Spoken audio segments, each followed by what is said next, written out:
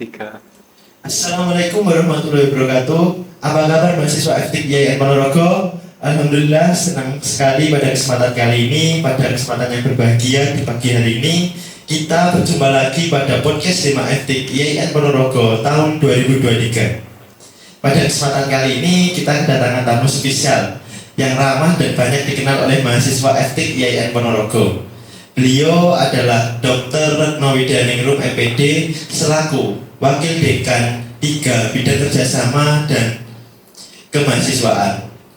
Pada kesempatan kali ini kami dari Dema FTIK ingin mengulas terkait dengan Fakultas Tarbiyah dan Ilmu Keguruan ini, khususnya dalam pembelajaran kurikulum maupun kemahasiswaannya. Untuk lebih lanjutnya kita langsung tanya ke narasumber. Assalamualaikum Bu Retno, apa kabar? Waalaikumsalam warahmatullahi wabarakatuh. Alhamdulillah baik. Mas Yudi. Ya Bu, ini kami dari Dema FTIK ingin sedikit podcast Bu. Pada kesempatan kali ini kami ingin mengulas lagi terkait dengan Fakultas Tarbiyah dan Ilmu Keguruan. Bahasanya di IAIN Ponorogo sendiri khususnya terdapat 5 fakultas, di mana salah satunya itu Pasca Sarjana, Fakultas Syariah, Fakultas Usuluddin Adab dan Dakwah, Fakultas Ekonomi dan Bisnis Islam, dan yang terakhir Fakultas Tarbiyah dan Ilmu Keguruan, di mana 3/4 dari IAIN Ponorogo dipenuhi oleh mahasiswa FTIK sendiri Bu. Di sini Bu, kita kan ketahui ya Bu, pada tahun 2016 bahasanya di Fakultas Tarbiyah dan Ilmu Keguruan secara lebih luas ya, dari IAIN berubah menjadi dari STAI berubah menjadi IAIN, di mana pada tahun yang itu juga terjadi penambahan jurusan, yaitu Tadris Ilmu Pengetahuan Alam dan Tadris Ilmu Pengetahuan Sosial. Pada tahun ini juga, tahun kemarin ini juga bertambah menjadi 2 jurusan lagi, Tadris Bahasa Indonesia dan Tadris Matematika. Oleh sebab itu, apakah sistem pembelajaran kurikulum dengan penambahan prodi ini berbeda atau tetap sama gitu? Terima kasih. Sedikit saya akan ulas ya sahabat FTIK yang ada di sana biar mengenal sebenarnya Fakultas Tarbiyah dan Ilmu Keguruan itu seperti apa. Fakultas Tarbiyah Ilmu Keguruan itu dulu diawali dari sejarahnya ya, sebelum menjadi IAIN dulu itu yang sebelum tahun 1997 IAIN itu diawali bergabung menjadi fakultas cabang dari IAIN Sunan Ampel Surabaya, Fakultas Syariah. Jadi fakultas cabangnya dari IAIN Surabaya. Kemudian pada tahun 1997 Fakultas Syariah itu dari cabangnya IAIN Surabaya mendirikan sendiri, melepaskan diri untuk menjadi Sekolah Tinggi Agama Islam Negeri Ponorogo, di mana ada 3 jurusan ya, karena namanya masih STAI maka ada 3 jurusan, yaitu jurusan Syariah, jurusan Usuluddin dan jurusan Tarbiyah. Nah, di jurusan Tarbiyah pada saat itu tahun 1997 hanya ada 2 jurusan, yaitu jurusan PAI Pendidikan Agama Islam dan PBA Pendidikan Bahasa Arab. Dari 2 jurusan itu pun akhirnya berkembang dari 3 jurusan, 2 prodi ya, 3 jurusan itu yang paling besar juga mahasiswanya waktu masih STAI itu juga ada di jurusan Tarbiyah. Kemudian berjalannya waktu tahun 2003 itu jurusan Tarbiyah bertambah prodinya, yaitu D2 PGMI dan D2 PGMI saja waktu tahun 2003. Kemudian ada undang-undang perubahan karena pendidik harus S1, maka semuanya yang D2, D3 harus beralih menjadi S1, jadi 4 tahun.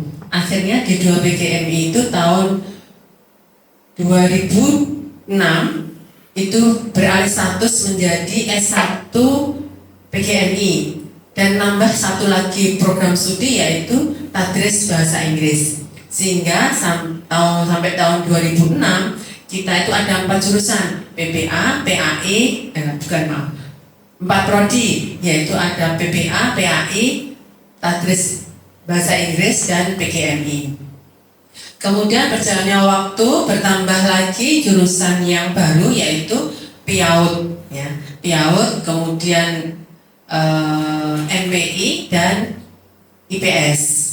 Nah, pada tahun 2016, kalau tidak salah tanggal 11 November 2016 itu keluar SK untuk IAIN Ponorogo, sehingga dari STAIN beralih status menjadi IAIN. Maka yang dulu jurusan Tarbiyah berubah nama menjadi Fakultas Tarbiyah dan Ilmu Keguruan. Nah, nama-nama di kemarin program studi menjadi jurusan, ya. Pada saat itu bertambahlah Tadris IPA dan Tadris IPS. Maka ada 8 jurusan yang ada di Fakultas Tarbiyah. Nah, pada tahun 2000 baru saja kan berapa? 22 ya? Iya, 2002 ini bertambah 2 jurusan, yaitu Tadris Matematika dan Tadris Bahasa Indonesia. Dari 12.500 mahasiswa di IAIN Ponorogo itu ada 54% ada di Fakultas Tarbiyah dan Keguruan. Jadi luar biasa, yang sekarang itu bahasanya di Fakultas Tarbiyah itu sama dengan dulu menjadi STAIN, jadi satu perguruan tinggi sendiri. Jadi memang harus benar-benar pengelolaannya luar biasa, baik di akademik maupun non akademik. Oleh sebab itu dalam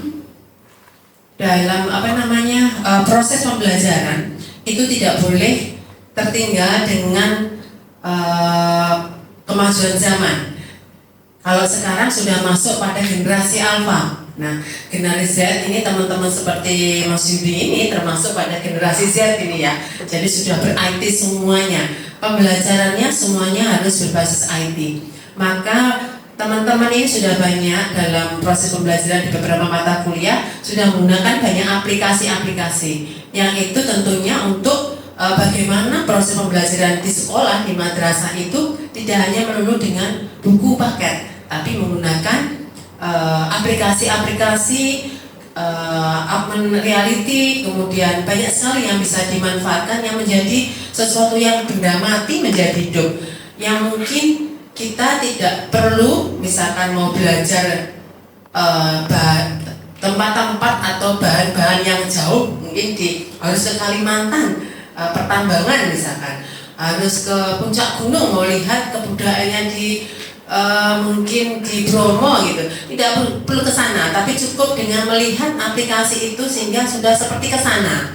Nah, ini adik-adik mahasiswa sudah mulai memiliki ilmu ini yang diberikan oleh beberapa dosen, yang tentunya kalau mahasiswanya generasi Z, ya dosennya harus mengikuti. Maka kita di lembaga itu sering mengadakan pelatihan-pelatihan dan peningkatan kemampuan dosen, ya. Untuk kemahasiswaan banyak sekali Mas ini kegiatannya, baik di tingkat ormawa dan di kemahasiswaan. Nah, ya, teman-teman ini berarti ada berapa ormawa ya Mas? Ada 12 ormawa ya, ada 10 program studi dan ada 2 SEMA dan DIMA.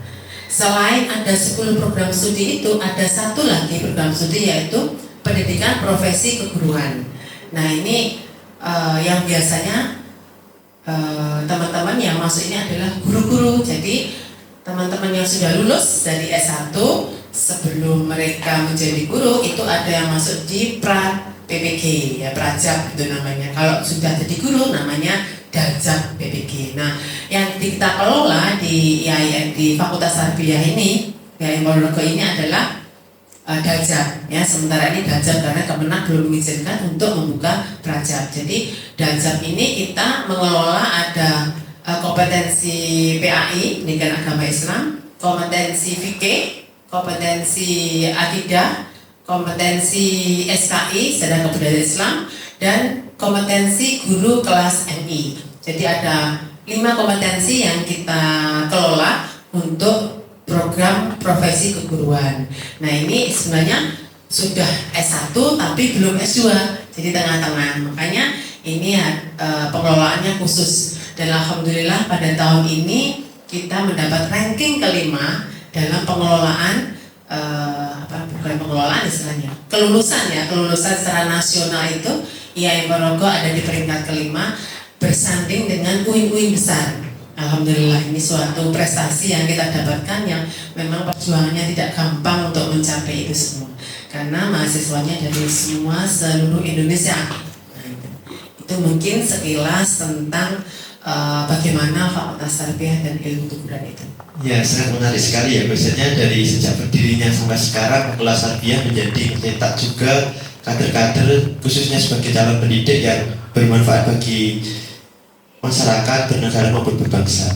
Lantas gini Bu, dari tahun ke tahun ya Bu, untuk prestasi dan kiprah alumni setelah lulus Fakultas Tarbiyah dari Fakultas Tarbiyah dan Ilmu Keguruan ini biasanya terserapnya ke arah mana Bu? Terima kasih. Alumni kita itu tersebar ya, mulai dari di kependidikan maupun non kependidikan. Dan semuanya berhasil, ya semuanya berhasil. Yang kependidikan tentunya ke arah guru, dan itu mungkin sekitar 80% semuanya ke guru. Dan sekarang guru kan menjadi peminat karena mungkin menjanjikan ya, artinya bisa juga menerapkan ilmunya, beribadah kepada masyarakat, kemudian eksplor dengan masyarakat, kemudian juga membangun dari dini menjadi generasi muda yang akan membesarkan negara ini. Selain di kependidikan, ada juga alumni kita yang masuk ke politik. Ya, ke politik ada yang menjadi anggota dewan, ada yang masuk di jajaran pemerintahan seperti di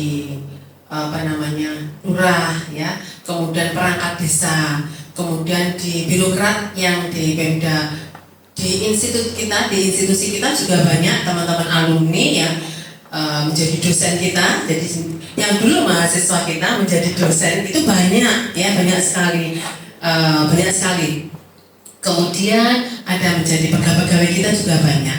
Jadi artinya pegawai kita, mahasiswa alumni kita itu tidak ada yang tidak bisa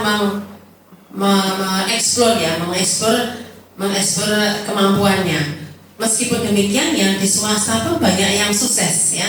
Ada catering yang besar itu di daerah Jabung itu ya. Itu sudah sangat, itu juga alumni kita. Kemudian yang buka lapak-lapak di Jalan Baru juga banyak. Artinya bisnis yang menjanjikan itu mahasiswa kita luar biasa. Apalagi sekarang ditumbuh dengan online. Nanya online juga banyak. Jadi semuanya sudah terserap semuanya. Kecuali yang DO. Nah ini yang DO itu kan sudah diniati ya dari awal memang tidak mau melanjutkan itu, baru kita tidak bisa ekspresi.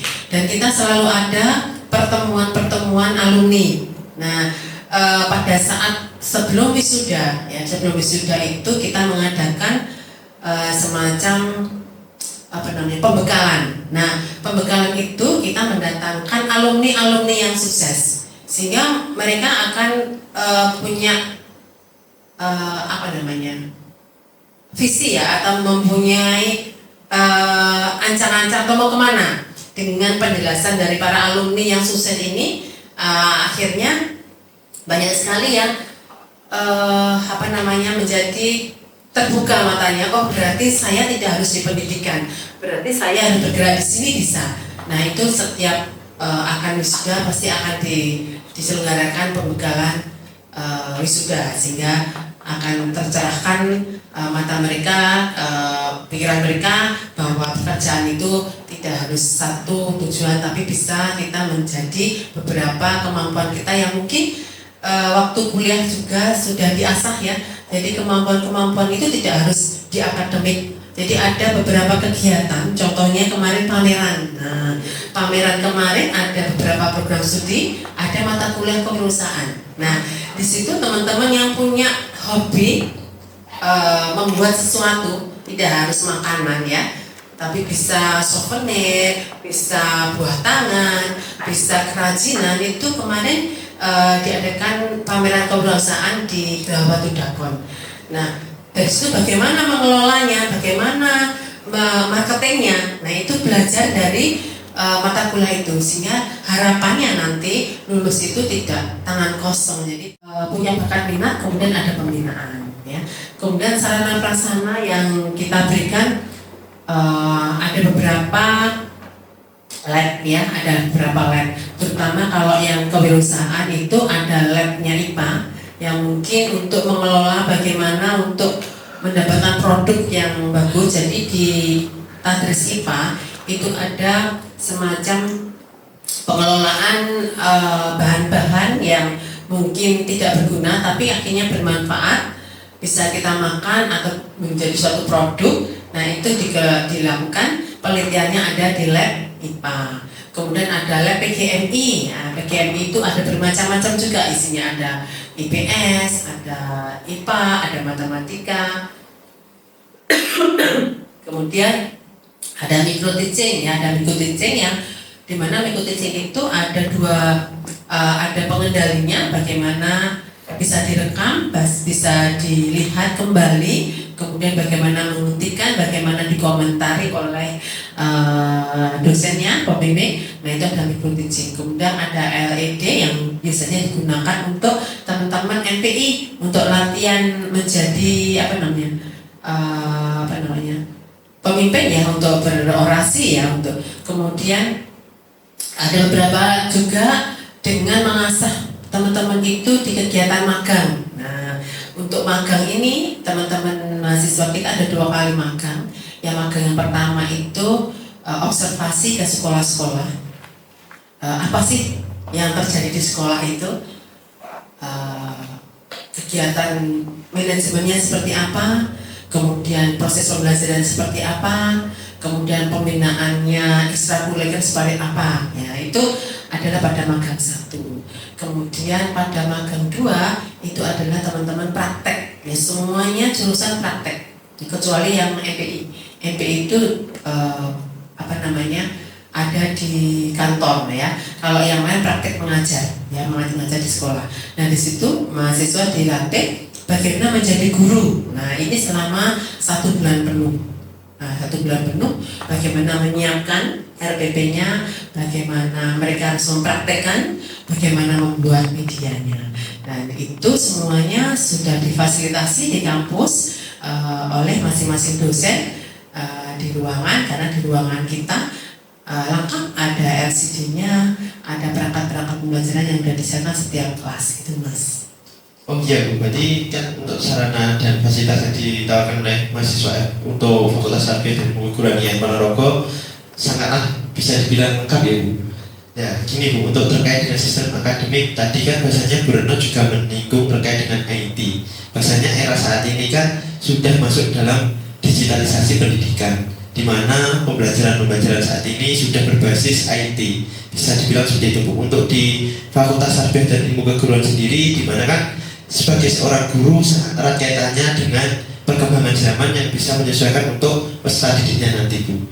Nah, dari Fakultas Tarbiyah sendiri, apakah untuk saat ini sudah siap untuk masuk dalam digitalisasi pendidikan Bu? Baik pembelajaran maupun pelaksanaannya nanti untuk mahasiswa-mahasiswanya. Terima kasih. Bagus sekali pertanyaannya. Di Fakultas Tarbiyah Ilmu Keguruan ini untuk penggunaan IT sudah dimulai dengan adanya Gapura. Ya, Gapura itu sama dengan Siakat. Semua presensi, semua perangkat yang diperlukan oleh dosen itu ada di situ semua. Dan presensi itu setiap pertemuan sudah langsung bisa dilihat oleh mahasiswa. Jadi online, ya, bisa dilihat semuanya di Gapura. Kemudian untuk pembelajarannya berbasis IT itu sudah ditunjukkan dengan adanya blended. Nah, blended itu adalah penerapan dari kurikulum merdeka.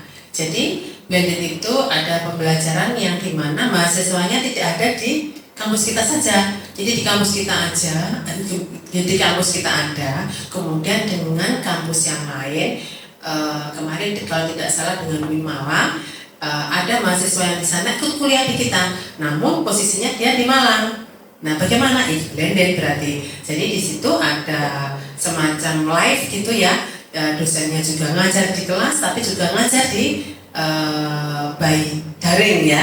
Nah, jadi langsung komunikasi. Kalau yang sana mau tanya bisa langsung suaranya juga muncul di sini. Jadi namanya blended. Itu yang sudah dilakukan beberapa baik di PGMI, kemudian di IPA, kemudian di matematika, kemudian di IPS, ya di PAI sudah dilakukan menggunakan blended. Jadi kerjasama dengan beberapa perguruan tinggi di luar IAIN Ponorogo. Nah, selain itu dalam beberapa dosen juga melakukan semacam perkuliahannya itu menggunakan Google Classroom ya. Google Classroom itu apa? Dimana di sana itu kita bisa memberikan materinya paperless, jadi tidak perlu ngeprint ya. Sudah ngeprint itu sudah jarang, ngirit katanya ya, mahasiswa senangnya ngirit. Nah, akhirnya materi itu masuk di Google Classroom, itu kan penggunaan IT. Kemudian tugas-tugasnya juga masuk di Google Classroom, soalnya juga demikian. Artinya tidak perlu kita mencari materi dengan harus di print. Tapi teman-teman mahasiswa juga tidak boleh lengah.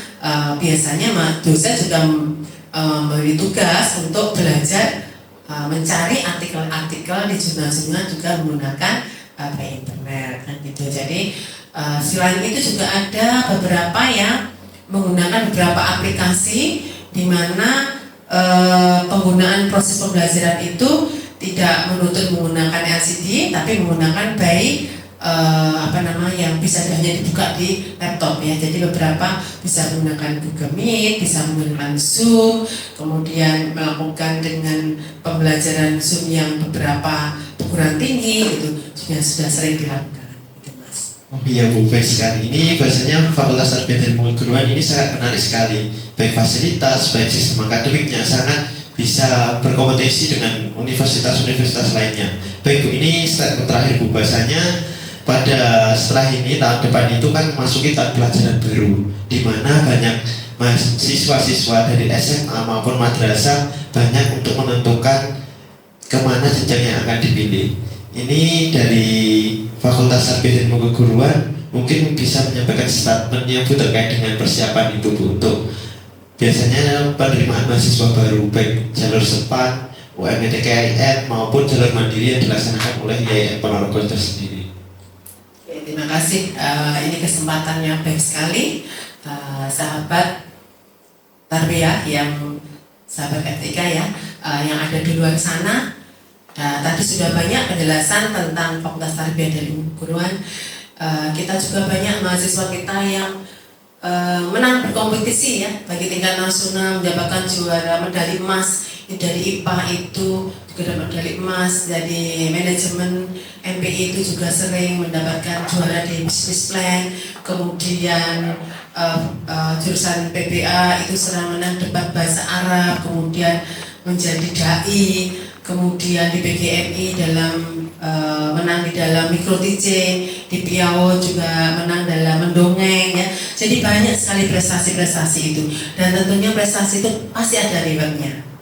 Maka rekan-rekan yang ada di luar sana, silakan ayo masuk di Fakultas Tarbiyah dan Ilmu Keguruan. Ada 10 program studi, ada jurusan agama, ada jurusan umum. Dan jurusan umum pada tahun ini yang kemarin tadris IPA, tadris IPS, tadris matematika, tadris bahasa Indonesia, tadris bahasa Inggris beralih menjadi pendidikan. Jadi kata tadris berubah menjadi pendidikan. Kita nyantol di Kemendikbud ya, tahun ini insya Allah akan turun SK-nya. Mari silahkan untuk bergabung di Fakultas Tarbiyah dan Ilmu Keguruan. Kami bersama kakak-kakak kita akan menjadi guru-guru yang profesional, menjadi generasi muda yang harapan bangsa dan negara. Terima kasih.